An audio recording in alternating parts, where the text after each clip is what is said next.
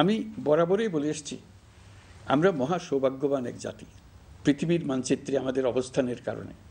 বাংলাদেশের সবচেয়ে বড় সমস্যা সীমাহীন দুর্নীতি। স্বৈরাচারী সরকার এই দুর্নীতিকে বিশ্বের শীর্ষস্থানে নিয়ে গেছে। দুর্নীতির ফলে শুধু যে সবকিছুতে অবিশ্বাস্য রকম ব্যয়বৃদ্ধি পাচ্ছে তাই না, এর ফলে সরকার ও জনগণের সকল আয়োজন বিকৃত হয়ে যায়।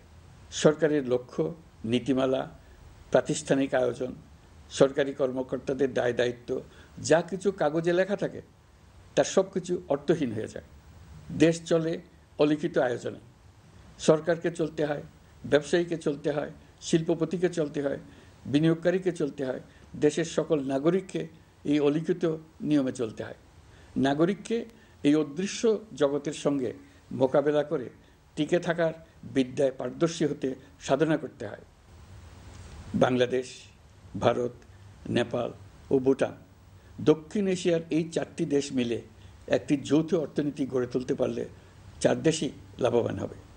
নেপাল ও ভুটান আমাদের জলবিদ্যুৎ দিতে অত্যন্ত আগ্রহী, আমরাও নিতে আগ্রহী। বাংলাদেশের শিল্পাঞ্চল গড়ে তুলতে এর কোনো বিকল্প নেই। আমাদের রয়েছে এক বিস্তীর্ণ মহাসাগর। ভৌগোলিক অবস্থানগত কারণে আমাদের সামনে বিরাট অর্থনৈতিক সুযোগ এনে দিয়েছে। কুমিরা থেকে টেকনাফ পর্যন্ত দীর্ঘ উপকূল ভূমি।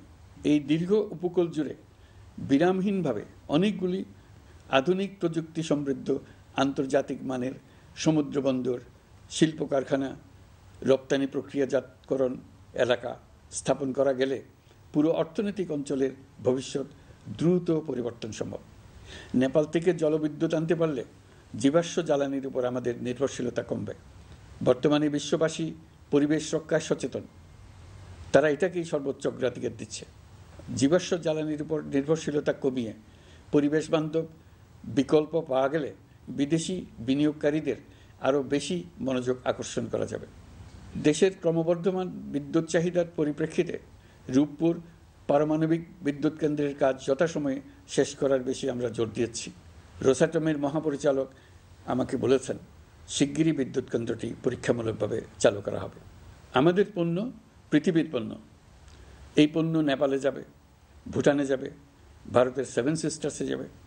প্রতিবেশীদের পণ্য আমাদের এখানে আসবে, সারা পৃথিবীর কাছে পৌঁছে যাবে। এইভাবেই এটি একটি লাভজনক অর্থনৈতিক অঞ্চল হিসেবে দাঁড়িয়ে যাবে। আর এই অঞ্চলের গুরুত্বপূর্ণ ভূমিকায় থাকবে বাংলাদেশ।